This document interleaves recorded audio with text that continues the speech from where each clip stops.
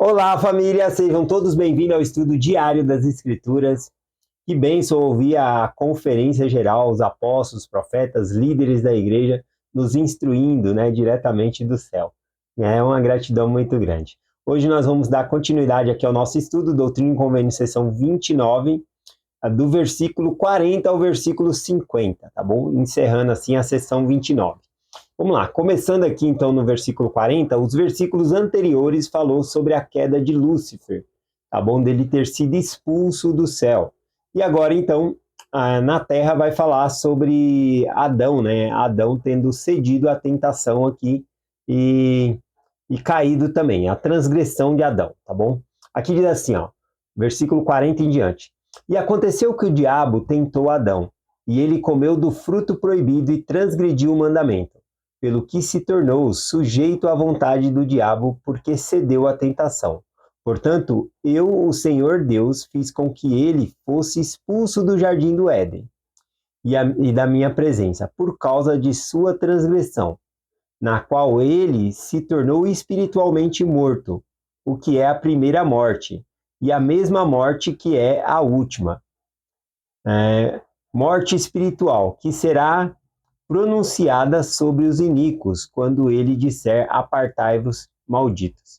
Bom, aqui então falando, que após Adão ter comido do fruto, ter transgredido, o mandamento do Senhor, ele precisou ser expulso da presença de Deus, e isso veio então a primeira morte, que é a morte espiritual. A morte espiritual não é que o espírito morreu.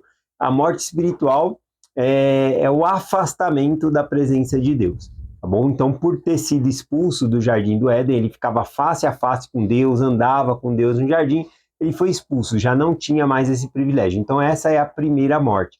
E aqui fala que a primeira morte também vai ser a última morte, que seria viver afastado para sempre da presença de Deus, que é o que vai acontecer aqui quando ele fala aos iníquos, a qual ele diz, apartai-vos de mim, malditos, se referindo ali a Lúcifer, e os seus anjos, tá bom? Então esses serão afastados para sempre, ou seja, para as trevas exteriores. O versículo 42 em diante aqui diz o seguinte: Mas eis que vos digo que eu, o Senhor Deus, permiti a Adão e a sua semente que não sofresse a morte física, até que eu, o Senhor Deus, mandasse anjo para pregar-lhes arrependimento e redenção por meio da fé no nome do Filho unigênito. E assim eu, o Senhor Deus, determinei para o homem os dias de sua aprovação, para que, por sua morte natural, fossem levados à imortalidade para a vida eterna. Sim, todos os que crescem. E os que não crescem, para a condenação eterna, pois não podem ser redimidos de sua queda espiritual, porque não se arrependeram. Pois eles amam as trevas mais do que a luz, e as suas ações são iniquidades, e eles recebem o seu salário daquele a quem decide obedecer. Então, aqui nesses versículos, aqui o Senhor fala que após a queda, ele deu um tempo de provação para Adão e a sua semente, ou seja, para nós também. Um tempo na qual nós podemos resistir ao mal e também crer no Filho de Deus, para que nós possamos ser salvos.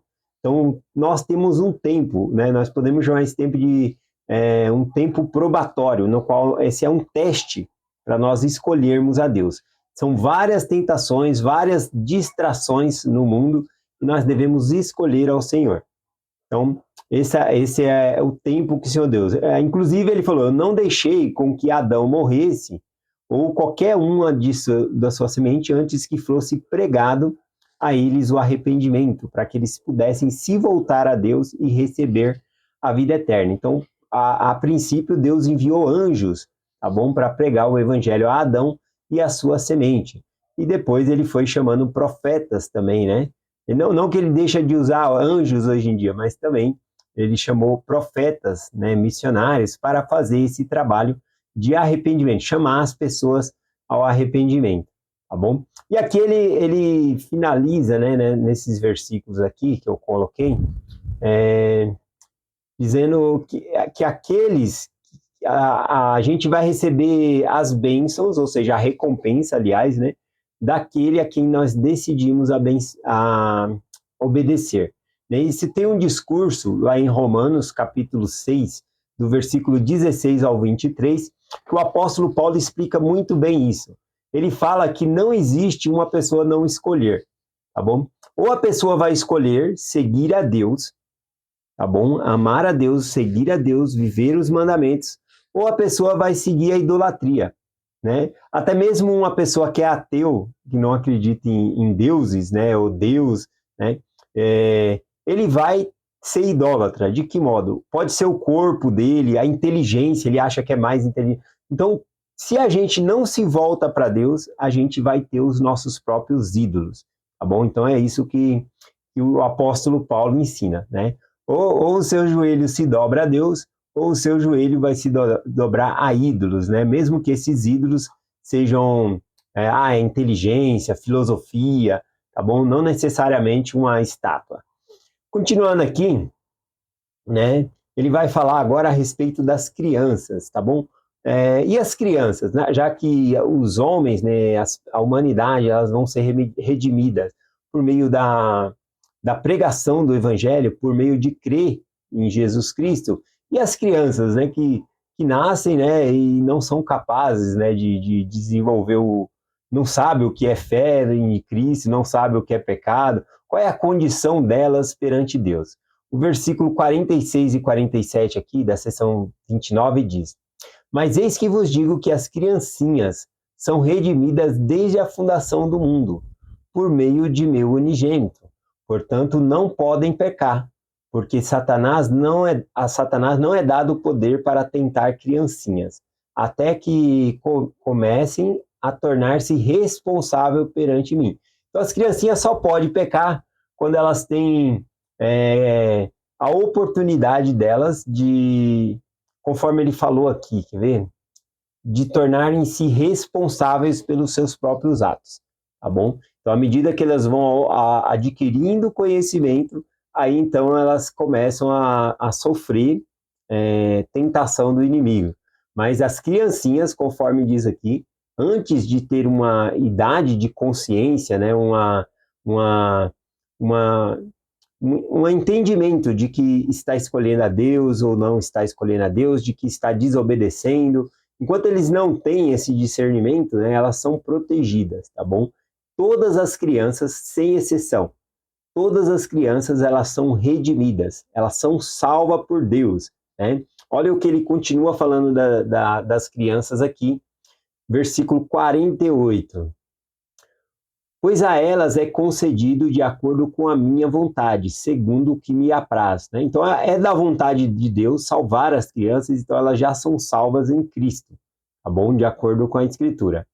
E aqui, ainda assim, no versículo 48, né, foi dito assim: Pois a elas é concedido de acordo com a minha vontade, segundo o que me apraz, para que grandes coisas sejam requeridas das mãos de seus pais. Veja que o que é requerido, né, das crianças é da mão dos pais dele. Os pais são responsáveis pelos filhos. Essa é a grande verdade. Então eu peguei duas escrituras aqui para explicar sobre a responsabilidade, né? Qual é a minha responsabilidade como pai com a minha filha Carol? Qual é a sua responsabilidade, né? Então essa que é a questão aqui que o Senhor colocou. O Senhor deu a responsabilidade aos pais de ensinar essas crianças.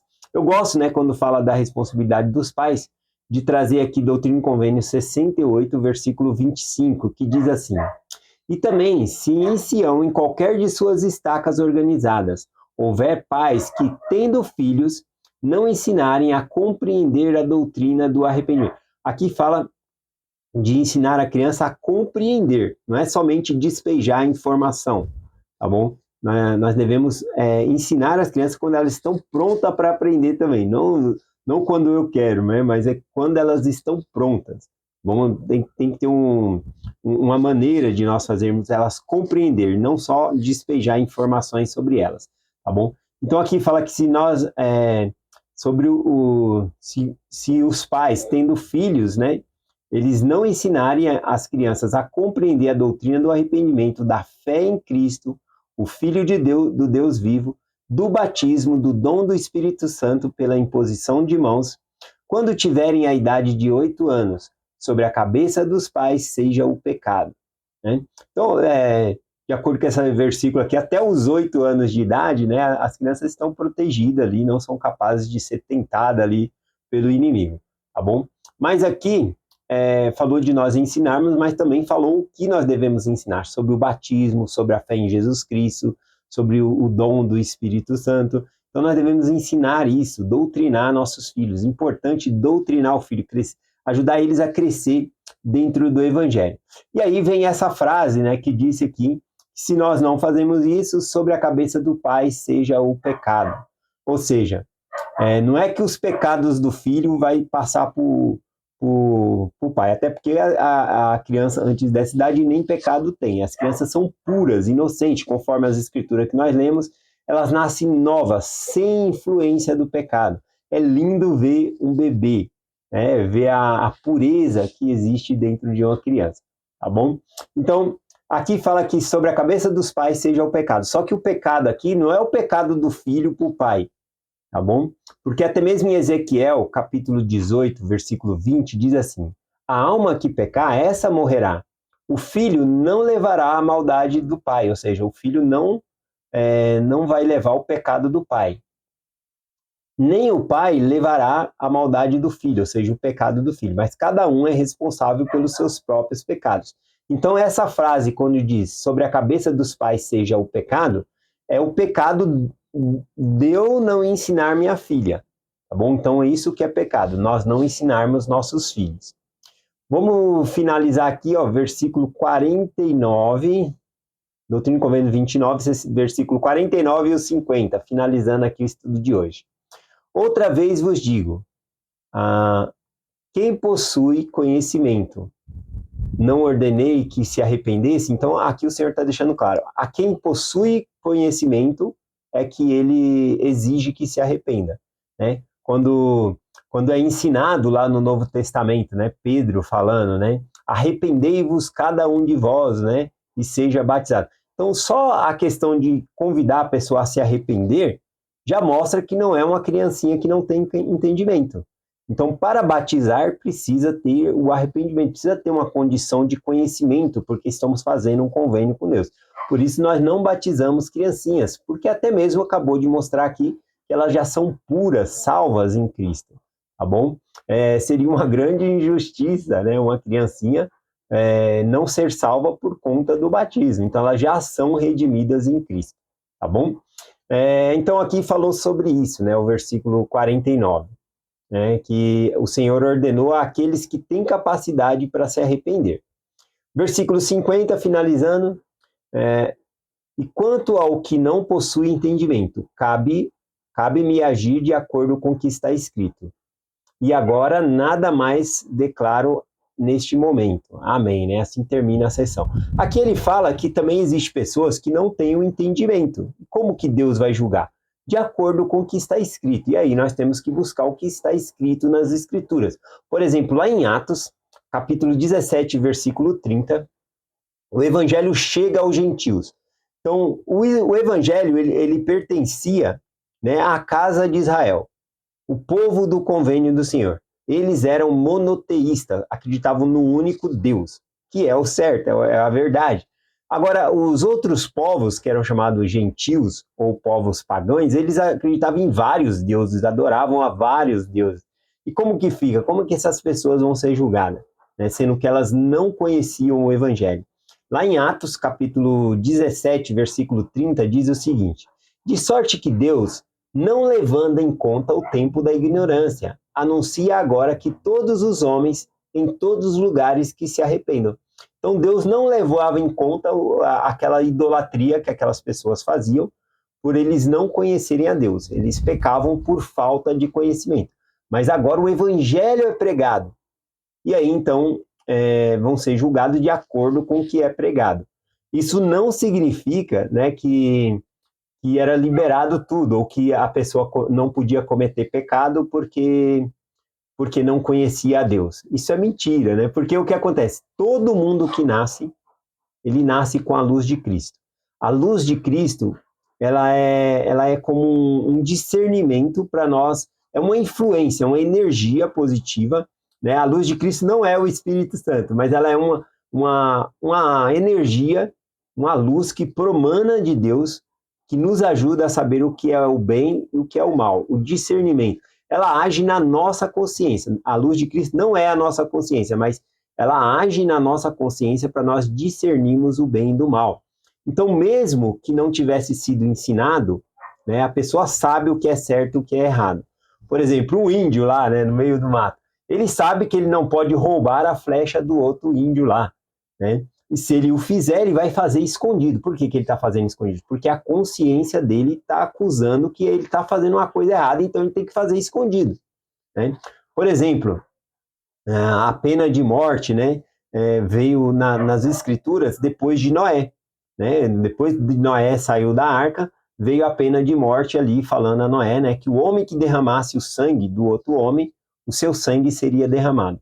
O sangue nas escrituras significa vida.